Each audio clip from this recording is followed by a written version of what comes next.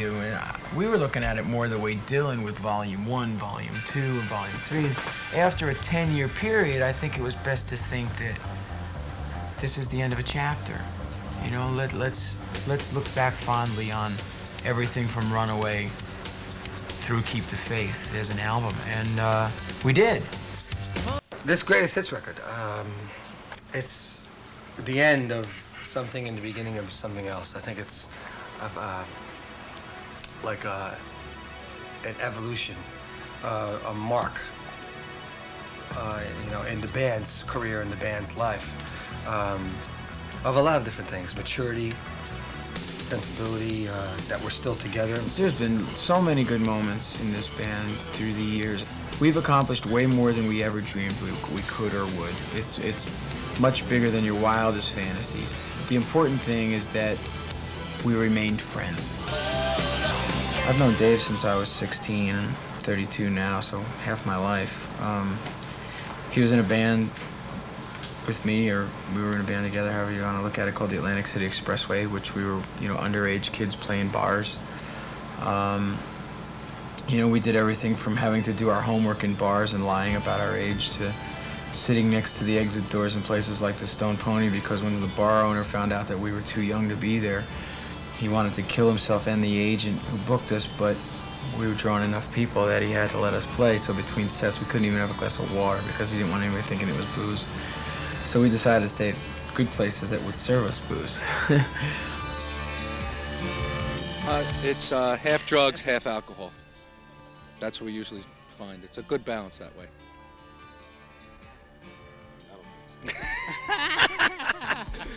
We're just kidding. 2/3, 1/3. After New Jersey, we were physically and mentally exhausted, and I think that all the drugs and alcohol played a part in what would have been our demise. But with the break and the solo projects, that 2 years to be reflective helped us keep it together, and then the Keep the Faith album and tour, I think, are the reason why we feel that we're over that period and survived. We've run the gamut of, you know, having houses in Los Angeles to going to foreign lands, but most of all, we just want to come back home at the end of the day. When you're a kid, you can't wait to leave. You know, you say, enough, I'm getting out of this place, every place everybody makes jokes about. And then it takes a lot of years and a lot of miles to realize that this is what you know, so you come back to it. It's a way of life. Yeah, you yeah. get along. That's right. You That's fight, right. you have fun, you love. It's like, if you look at Italian people, they speak very loud and yell at you, think they're always yelling at each other. That's Jersey, you know, really. That's right. If there's a problem between us, we get a bucket of chicken and throw chairs at each other. It's excellent. The main thing about it is we're still having fun. So welcome to the world of making videos. I'm John Bon Jovi, and I'd like to think that I was going to be your host, but I'm just the singer in the band. Anyhow, we're up here in a warehouse. It was kind of dark when they brought me here, so I really can't tell you where it is. Where Marty Callner, who is most famous recently for the Aerosmith videos, is directing his first video for us. I'll be directing the video myself. Marty's doing it. It's a song called Always on the Greatest Hits album, Crossroads. So it's his multi-zillion-dollar production of a mini-movie. It's gonna be big and good. But we're having a good time up here. It's been going pretty well. We get all the free bubble gum we can chew. The coffee's great here. Everybody's really nice. It's been a lot of fun. So far, so good. Come on, check it out. Back on it, I mean, I would have never thought that there'd be too many hits to fill up a greatest hits record, and that ended up being the hardest thing, was picking what songs would make it and what wouldn't, because there was actually certifiable hits, top 10 American singles that couldn't make the collection because of time constraints. But we've been very fortunate through the years to have had so many memories. Being in a band, especially after 10 years, it's like a marriage, you know. It really is just like a marriage, you know, a bunch of bitchy housewives. In Keep the Faith, I mean, we sat down to rewrite a socially conscious lyric with sympathy for the devil. It was really the Animals, and It was just a different groove. it was just let's go really back to what we loved, which was those kinds of things. I mean, who didn't wish they wrote Sympathy for the Devil? You know, I mean, and those great Animals classics, which we've been trying to rip off for years. And We both had that title too. See, we both had it like on our list somehow. You know, we both had that title. It's just kind yeah, of fun. So we said we'd been I great. stole it from him. I just looked over his shoulder. You did you? You know, I mean, but it was one of those kind of things where that song needed to be said. And there was a real risk writing a song like that and considering it an album title and a single and such a statement to make when people wanted you to write Bad Medicine again. And you said, no, it's not what we're going to do. It was more important than Keep the Faith to say something, and we did. Carriera was an obvious choice. I mean, it was, as a band, the biggest single that we'd ever had. It was a song that related to a lot of people in a lot of ways, walks of life. That was a good one. You know, I think everybody has felt like that song. Everybody almost can relate to that. Somehow when you hit a groove lyrically like that, that it hits everybody, that almost everybody has felt that particular emotion in their life. Like, you know, things ain't going that good, but we got each other and we're going to make it. And it's that moment of optimism. I think that everybody goes through that once or twice in their life. So everybody related to Tommy and Gina, I think, which was kind of cool. I know I did. We were live. I remember in '85 we were on the road with Rat.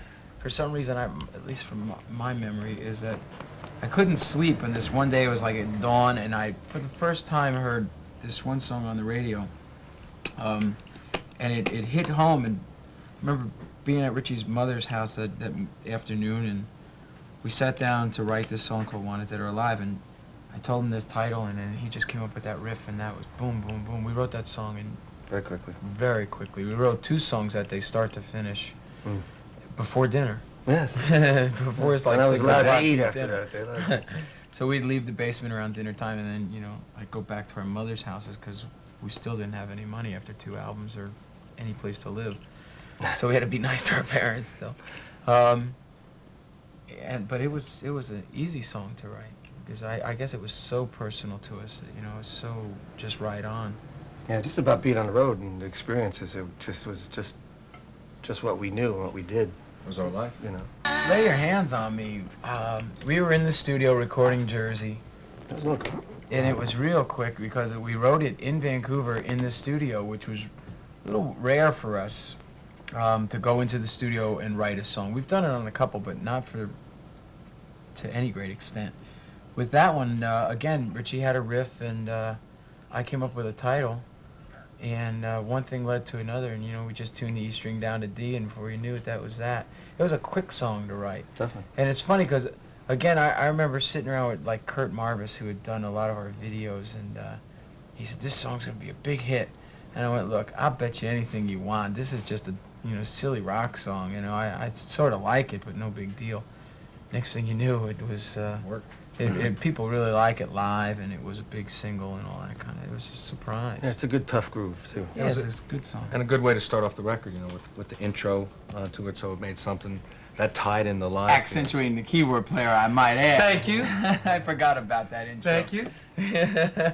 Big organ solo. Bigger. Big organ solo. What happens after the organ? Oh no, Bass solo.